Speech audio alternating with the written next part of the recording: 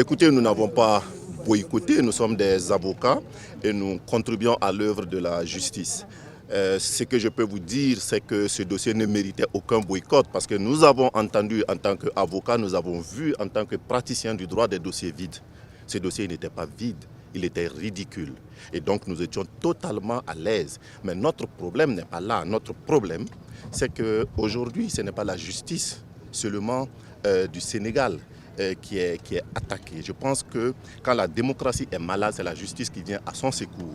Ce que l'on a vu aujourd'hui est plus qu'un déni de justice. Écoutez, ça a commencé déjà depuis le 16 mars, où il y a eu une procédure cavalière, y compris par les défenseurs de la défense, qui sont l'ordre des avocats, pour exclure de ce procès un de nos confrères, M. Ousseynou Fall. Et nous avons été surpris d'entendre que notre confrère, Maître Juan Branco, a été refusé d'accès dans le pays de la Teranga. Malgré tout, nous avons comparu par respect pour le tribunal. Mais notre client ne pouvait pas comparaître pour des raisons médicales.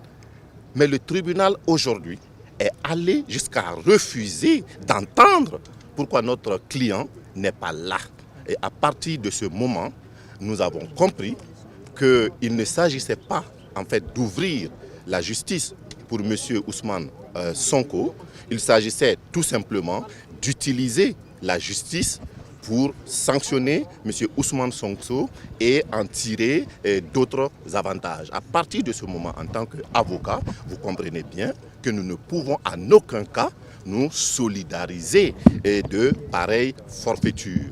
Et j'ai personnellement interpellé dans la salle le délégué de l'ordre des avocats pour lui dire: vous êtes la défense de la défense. Quand vous regardez ça, vous avez la possibilité de demander au tribunal une suspension pour régler ça dans le respect des principes de notre ordre. J'ai été surpris et choqué que même la défense de la défense ait refusé de défendre la défense au Sénégal. Je vous remercie. Vous êtes sorti alors que l'audience se poursuit. Ne craignez-vous pas que votre client soit condamné d'office? Écoutez, comme on dit, on n'a rien à craindre de l'avenir quand le présent recèle le pire.